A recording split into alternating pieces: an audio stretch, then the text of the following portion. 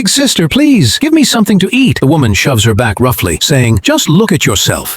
You smell and look like a filthy beggar. Mr. Wang is also watching this scene with his own eyes. Peterson, irritated, explains, listen, darling, do you know that little girl who just left? She's actually the daughter-in-law of a rich family, but her parents went bankrupt, and she refused to go out and work. That's why she's surviving only on her own strength. Really such a poor soul. Let's go, Grace. Weak from hunger, breaks down in tears over her helplessness. Mr. Wang walks over compassionately and asks, little sister, are you hungry? Poor Grace nods her head yes. Wang politely says, if you want money for food, you'll have to accept one condition. Grace innocently asks, what condition? Wang, with a faint smile, replies, go collect 60 bottles and sell them to me. I'll give you 100 yuan. Deal? The girl asks in surprise. 60 bottles? For just 100? Wang curiously asks, what happened? Don't you agree? If you're not afraid of going hungry, then you can refuse me. The girl, excited, says, okay, I'll take your offer. I'll go right now. Grace starts rummaging through nearby trash bins, stuffing empty bottles into her sack. Wherever she finds a bottle lying around, she picks it up and adds it to the sack. To gather 60 bottles, Grace has to work very hard. Finally, when her target is complete, she runs back to Wang, smiling, and says, sir, 60 bottles. I've collected them all. Mr. Wang immediately takes money out of his bag and hands it to the girl. Seeing the money, her joy knows no limits. Encouraging her, Mr. Wang says, are you happy with the money you earned yourself? Grace eagerly nods yes. Wang emotionally tells her, remember this, in this world, only the lazy die. No one ever dies from hunger. Let's go. The girl keeps looking at Wang with grateful eyes. He had taught her to work hard instead of begging. Time passed. Life changed. 3 years later, trouble finally surrounded Wang. Begging on the phone to his friend, he says, Mr. Liu, please lend me a little more money. I'll pay you back soon. Hello? Hello? The moment he hears the word loan, his friend hangs up. Just then, Wang's secretary comes in with bad news. Sir, the bank is pressing again. If this debt isn't repaid, the company will be sold off. Frustrated, Wang says, I know. You can go. Lost in his worries, Wang hears a knock at the door. A beautiful young woman steps in, catching his attention, and curiously asks, hello, are you Mr. Wang? Wang, surprised, replies, yes, and you are? The girl smiles and says,